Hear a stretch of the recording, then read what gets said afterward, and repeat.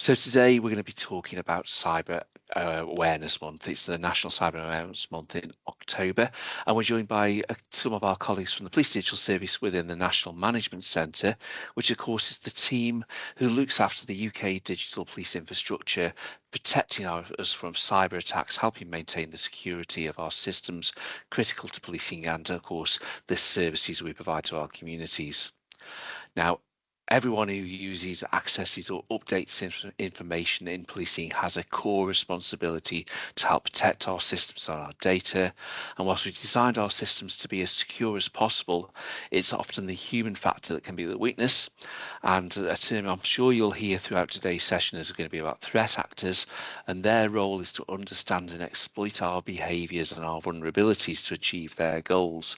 And sometimes it's important to recognise that the targeting of an attack against policing might not be specifically against policing. They don't sometimes know who they're attacking, but we are very much a target for some threats in particular. So today I've got Harry and Rob from the National Management Centre team who are going to take us through three of the key themes that we're going to be covering about today. And it's not only about protecting our data at work, but protecting our data at home and in our personal devices. And one of the subjects we've covered many times is phishing. So Harry, could you start off with a bit of phishing and what perhaps are the most common way, is this the most common way we're attacked?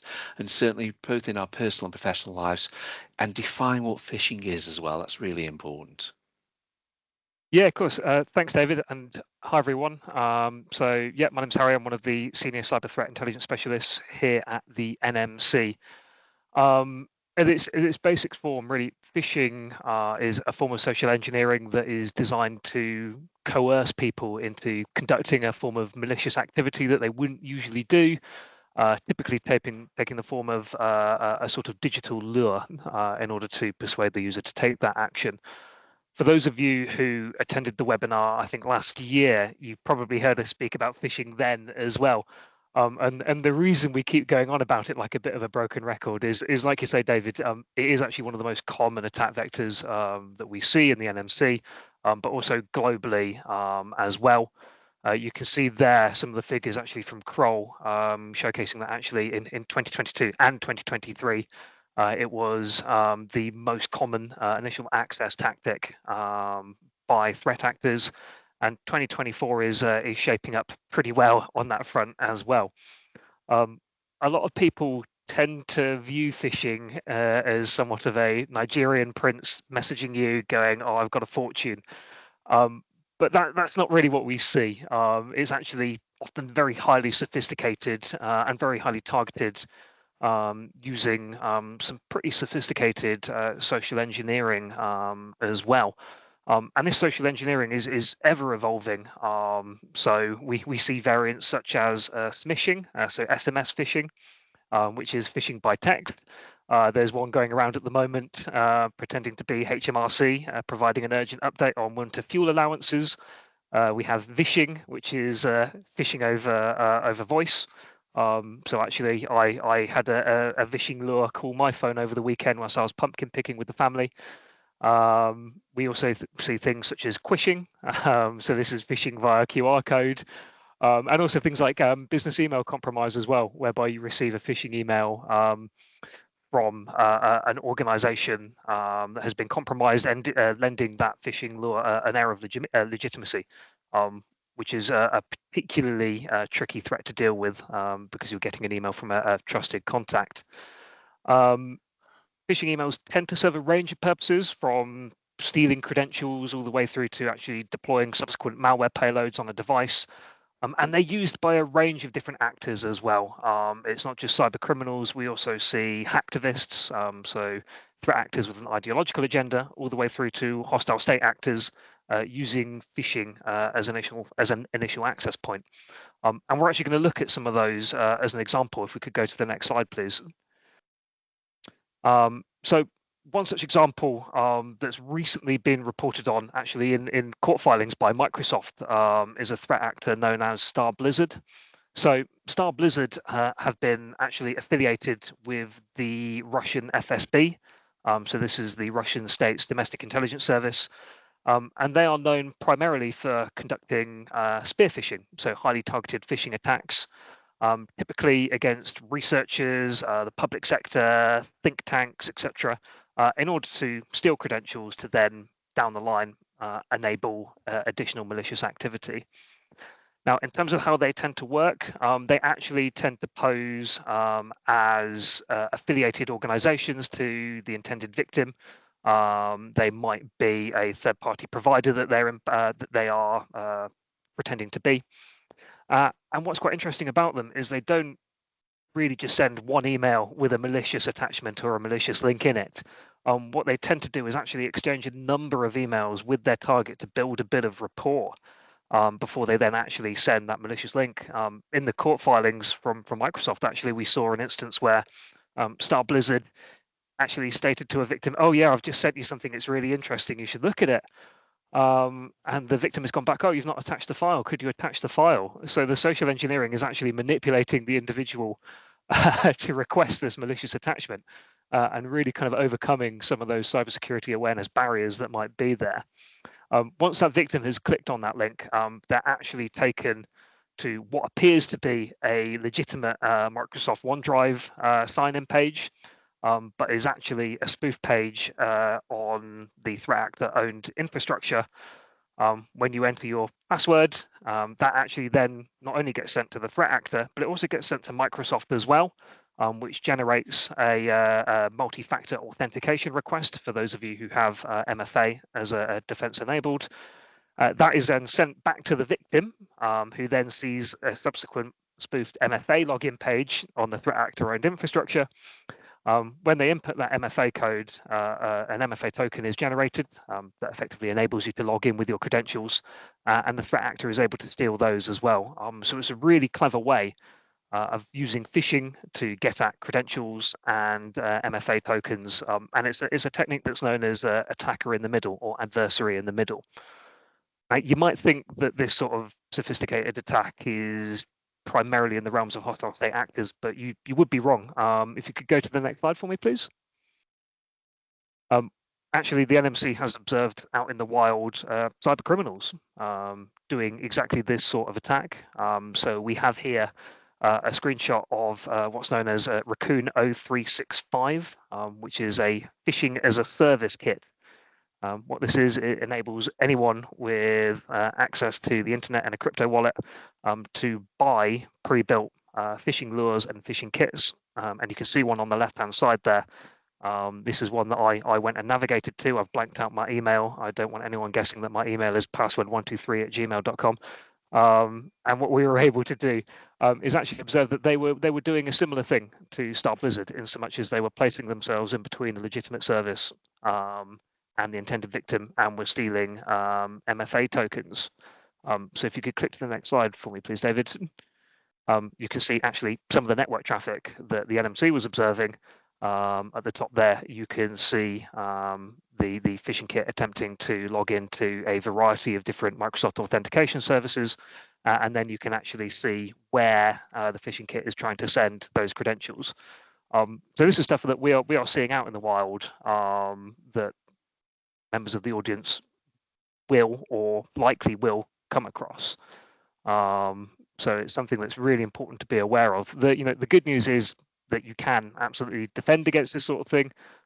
It's really important to remain vigilant for anything that feels like social engineering. Are you receiving a message or an email with a sense of urgency or importance? Is it an unexpected message that you weren't expecting? Are there links that when you hover over them seem a little bit suspect? It doesn't appear to be sending you to where the email is claiming that you're going to be sent to. And if you do click on a link, look at the URL. Does it seem correct? For example, with the Raccoon 0365 phishing kit that we saw, when we navigated actually to the fake sign-in page, we were able to look at the URL, and it absolutely was not a OneDrive URL. It was something like a one shared cloud drive file .net URL, which is a dead giveaway.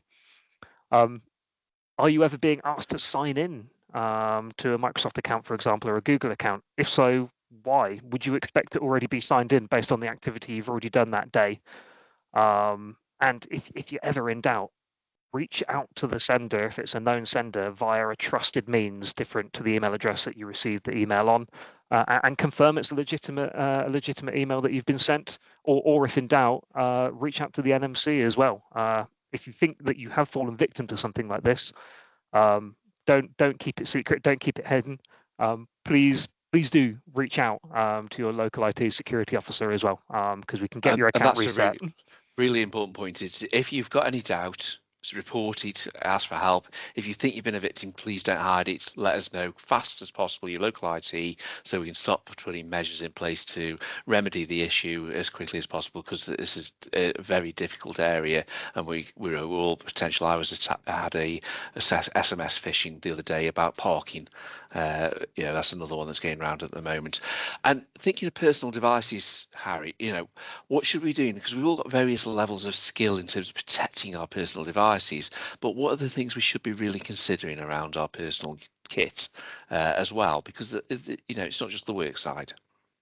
Yeah, the personal devices are really important to consider when you're thinking about just best practice cybersecurity hygiene, to be honest with you. Oftentimes when we think about cybersecurity, we do think of it in a professional context, and we're not thinking about our personal life and our personal devices. But our personal devices are a really attractive target to threat actors, quite simply because they're not subject to the same defensive measures that corporate enrolled devices are. We often have lowered guard on our personal devices as well. So they're an attractive target because they're just easier to go after.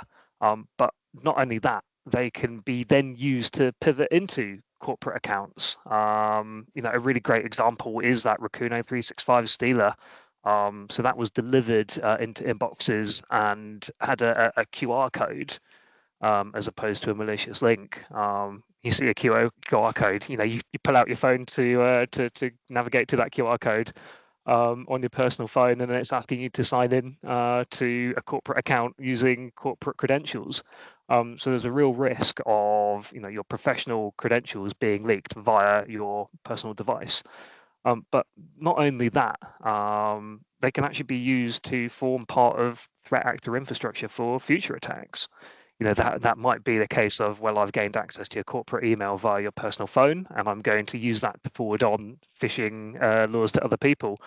Or it might well be that your personal devices are being incorporated into what's called a botnet. So this is a group of controlled devices that can number in the thousands, tens of thousands, and can be used to conduct onward attacks, be that DDoS, or in the case of the Chinese state, for example, they tend to use Internet of Things devices to bounce their attacks through in order to obfuscate their identity. So it's just best practice to try and avoid that if you can. Next slide for me, please. So as I mentioned, Rakuno 365 is a really great example of that. When these credentials do get stolen via a personal device, we do often see them pretty shortly afterwards up for sale on the dark web. So the image on the right hand side there, you can see is actually from a dark web website called Breach Forums, and that's a Breach Forums version 3. The other two versions have been taken down. And you can see there halfway down a reference to stealer logs. So this is where threat actors will effectively offer signing credentials for sale. And it's very, very easy for your credentials to accidentally end up there as well. Next slide, please. So what can you do? The really obvious one here is, if you can avoid it, don't sign into corporate accounts from personal devices. Always best to use your corporate device for your work and your personal device for your home, and try and keep that degree of separation between.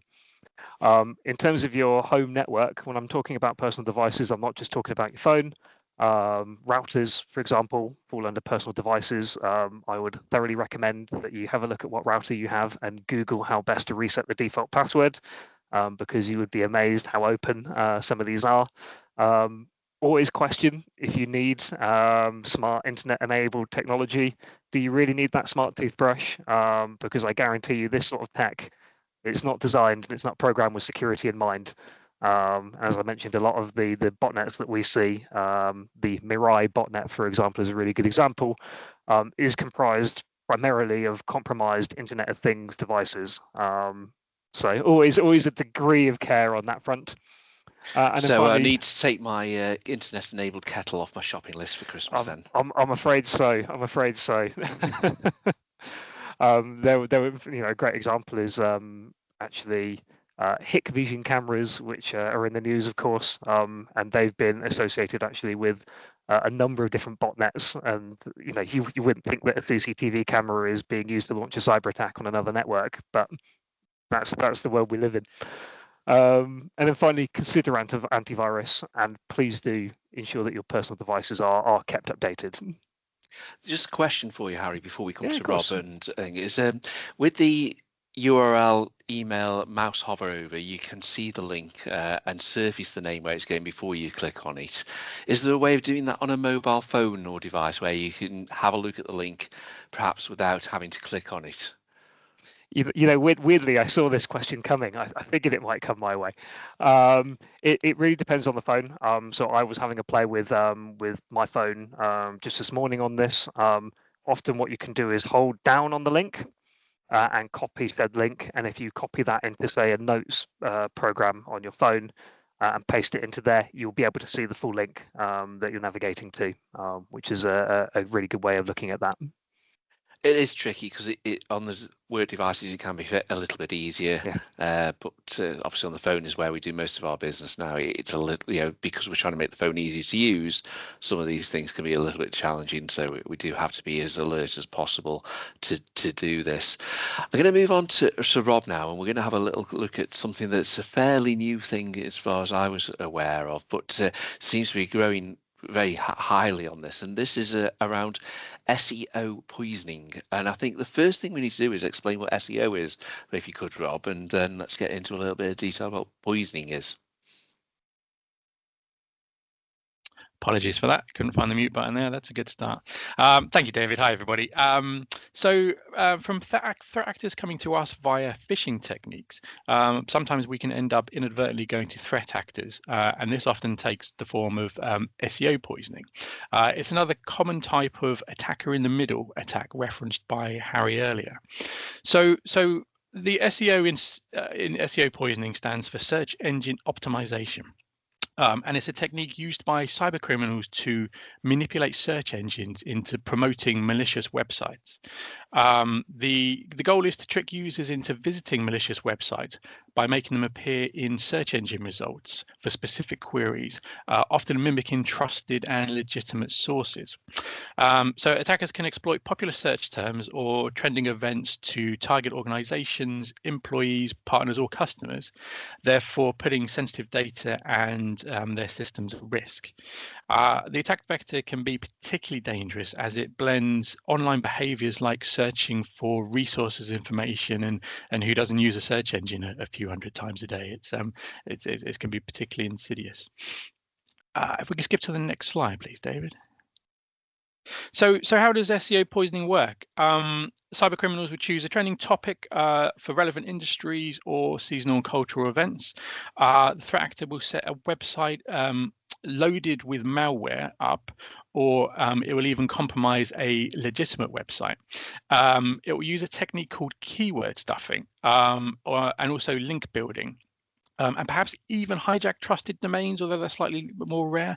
The malicious website is boosted in the search rankings via code programmed in the background. Users searching for relevant information will go to the website that's appeared at the top of their results, trusting what the search engines have found for them, click a link within, and then while the user remains unaware, malware will be downloaded into the background. So the most common example of malware that we've seen observed by our incident responders and threat hunters is delivered via this method, and it's called GootLoader or GootKit. If you can go to the next slide, David, I'll explain a little more about that. Thank you. So GootLoader or GootKit, this graphic shows the kill chain of this particular piece of malware. It goes from downloading the GootKit malware to installing it and then into further exploitation once it's on the device. GootKit is a very sophisticated malware strain. It originally was used for banking fraud and credential theft, and over time it's evolved into a multi-purpose platform. In Q2 this year, our incident responders attributed about a quarter of all incidents to Goot-loader downloads via search engine optimization poisoning. Once executed, this Goot-loader malware can perform activities such as stealing your credentials, other sensitive data. It can facilitate ransomware deployment, or it can act as a backdoor for additional malware to be installed by the threat actors. Next slide, please, David. And like phishing, SEO poisoning is a really potent and evolving threat to all our organizations, especially in the current digital landscape. The attacks can be sophisticated, but adopting a proactive cybersecurity measure and educating employees can significantly mitigate the risks.